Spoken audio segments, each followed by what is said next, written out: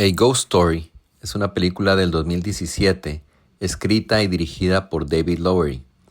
Esta película minimalista, experimental, pudiéramos llamarle, filmada en un formato casi cuadrado, es una película que no todo el mundo va a disfrutar. Es una película, tiene un ritmo muy pausado y planos muy largos, una película tipo contemplativa. Sus actores principales son Casey Affleck y Rooney Mara. Rooney Mara prácticamente sostiene gran parte de la película con su actuación, ya que Casey Affleck, una gran parte de la película, aparece cubierto por una sábana blanca. Es una película que seguramente dividió a los que la vieron. Muchos seguramente la encontraron aburrida, cansada, lenta, mientras que para otros sí tocó fibras sensibles como el duelo, el tiempo, la permanencia, inclusive hasta la depresión. Personalmente fue una película que tuve que ver 2 veces para apreciarla. La primera vez que la vi, pues sí me pareció lenta. Seguramente mis expectativas para esa película eran otras. No es una película de terror o de fantasmas que asustan. Ni siquiera es un misterio o un thriller. Realmente es un drama y es una película contemplativa y reflexiva. No puedo decir mucho porque no conecté tanto con la película. Por eso quiero compartirles el siguiente texto que el otro primate cinéfilo escribió después de ver la película, también por repetida ocasión. Y me pareció mucho más acertado lo que él escribió que lo que yo puedo opinar sobre la película, y por eso me permito leerlo a continuación.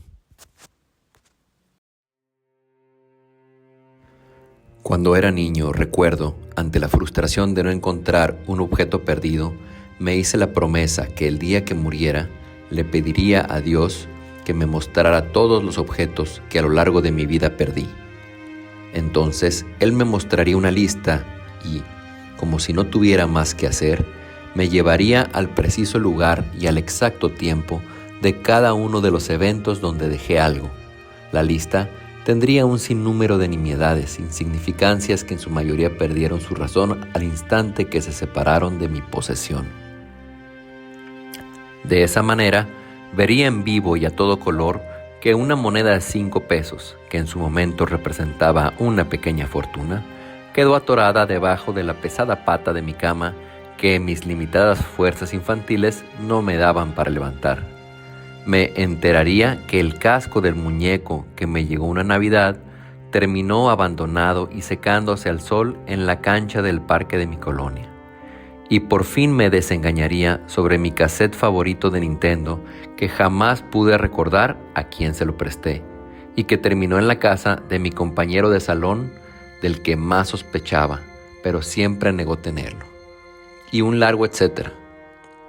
En esa lista seguro estará la refacción del encendedor de mi padre grabado con su nombre, que también es mi nombre, y que pensaba usar. De haberlo usado, muy seguramente el encendedor entero y no solo su refacción habría aparecido en la lista. No es que dude de las capacidades del Creador, pero ignoro si también habrá de mostrarme dónde dejé la alegría y cuándo perdí la esperanza. En otro momento de mi temprana vida, pensé que cuando llegara con Él, le pediría me llevara a conocer todos esos lugares que por las naturales limitantes de mi condición mortal no me dio la vida para conocer. Así me vería transportado y con la mejor compañía a un macizo de tierra que se quiebra abruptamente y por sus orillas cae el agua a una frondosa jungla en Sudamérica. Conocería desde muy alto la Amazonia y vería las venas de sus ríos hasta llegar al mar. Podría conocer las pirámides de Egipto y, en un gesto de íntima complicidad para conmigo, quizá el Creador me diera un recorrido por sus entrañas y me mostrara una cámara que jamás llegará a ser descubierta. Después seguiríamos volando por el resto del mundo y me mostraría una parte del desierto que nunca ha sido vista por un ser humano y que jamás lo será. No conforme con eso, después me llevaría a conocer la galaxia y el universo, y junto con el tour guiado vendría la explicación de cómo y para qué funciona cada uno de los elementos de su creación. Voy cayendo en cuenta que siempre vi más posibilidades en la muerte que en la propia vida. No me pueden culpar, el plan suena increíble. Pero, ¿qué ocurre cuando la eternidad significa incertidumbre y la vastedad es reducida a una prisión? A Ghost Story de 2017 presenta esta otra posibilidad, diametralmente opuesta a lo que de niño soñé. El protagonista es joven, saludable, atractivo, talentoso, amante y amado, conforme con una vida plena, y un día muere. Así nomás como es la muerte al final, después de cada singularidad en todos los casos. En el forense, su viuda acude a reconocer el cuerpo. Después de verlo, lo deja solo. La mujer abandona la habitación, pero la cámara no la sigue. La toma permanece mirando el cuerpo sobre la plancha y cubierto de pies a cabeza por una larga sábana blanca. Es en ese momento donde la película cambia el enfoque, al no seguir los pasos de la viva y continuar con la quietud del difunto. Quietud momentánea, pues en una inyección de irrealidad, el cuerpo se yergue sobre la plancha y después se pone de pie sin despojarse siquiera de la sábana que lo acompañará en adelante y para siempre. Ya de pie, una pared se abre y le muestra un portillo hacia otro mundo. Nuestro Dequius se detiene ante él y ante la duda de cruzarlo se da la vuelta y sale del hospital con rumbo hacia su casa. Llega a su casa, todo está igual. Después de todo, solo han pasado unos días desde que salió por última vez. Se pasea por los cuartos, mira las posesiones, toca los muebles, espera a su esposa. Ella regresa, no lo ve. Él la ve pero no la toca, no puede. A partir de aquí comenzará una relación unidireccional donde él es testigo siliente del dolor y el duelo, pero también del proceso, sanación y liberación de su esposa. Al final, ella avanza, lo supera a él y supera esa casa.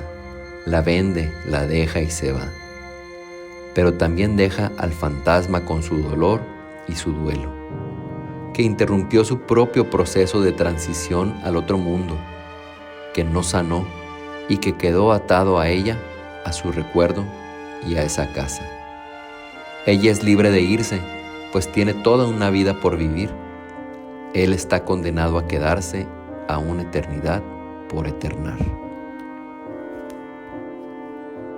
A Ghost Story trata sobre el duelo, pero al contrario de lo habitual, la superación triunfal, el sol de un nuevo día, la luz al final del túnel. Esta película cuenta la versión de los caídos. No habla de vencer el duelo, habla de esa otra realidad, tristemente más común de lo que nos proponemos a aceptar, que es cuando el duelo vence a la persona. De una forma curiosa, en primera instancia, un tipo debajo de una sábana, el disfraz de pobre por excelencia. La película utiliza la muerte para explicar la vida.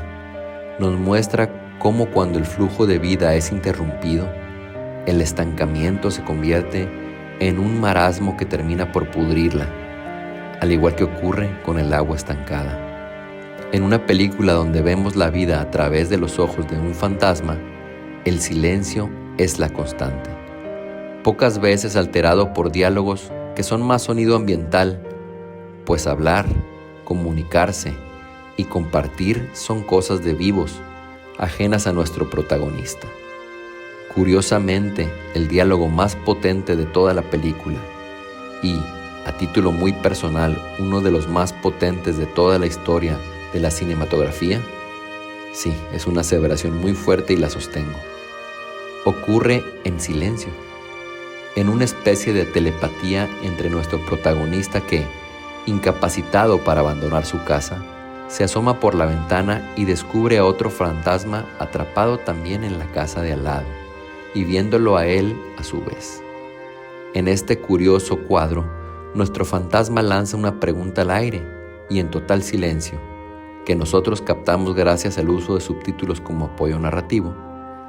Somos testigos de este diálogo. ¿Qué haces? Espero a alguien. ¿A quién? No lo recuerdo, responde el vecino con una desolación que, con toda la fuerza de su silencio, resuena en los oídos del espectador. La película funciona como una alegoría de la depresión. El depreso es un fantasma que ve la vida siendo vivida por los demás, figura ensimismada, termina por encerrarse en su propia cárcel, convirtiendo sus pensamientos en el lugar que habita y que jamás abandona. Hace algunos años escribí sobre el mito del Minotauro que Borges escribe en La casa de Asterión. En ese texto, el mío, no el de Borges, narré cómo podía ser un día del protagonista. Los días le son iguales, camina sin rumbo, pasa o deja pasar incontables veces por una misma habitación. Lo moja la lluvia, el sol lo calienta e ilumina, le azota el frío y la noche lo cubre. Se acuesta donde le oscurece y probablemente no duerma, o tal vez sí. El Minotauro habita atrapado en su laberinto. El depreso habita atrapado en sus pensamientos. Más adelante, intento relacionar lo parecido que es físicamente un cerebro con un laberinto y cómo la mente puede funcionar de forma similar. En su momento también hice mención que ver a mi perro paseando por la casa me recordaba al Minotauro paseando por su laberinto. Volviendo con A Ghost Story, al ver el fantasma vagar por su casa, me hizo recordarme a mí mismo, vagando por la mía, de madrugada, en soledad y en silencio, asomándose por la ventana, viendo a las gentes pasar y con ellas la vida. Termino de escribir este texto a las 3:30 de la madrugada, la hora del lobo, según Ingmar Bergman. Quizá más adelante escriba algo sobre el insomnio y esa película. Quizá no. Hay muchos tópicos que se empalman con lo escrito aquí. Es tarde, hay que dormir. Mañana es un nuevo día para que Gregorio Samsa despierte convertido en un escarabajo. Sísifo comience de nuevo a rodar su piedra cuesta arriba y para que el fantasma espere, aunque ya no recuerde que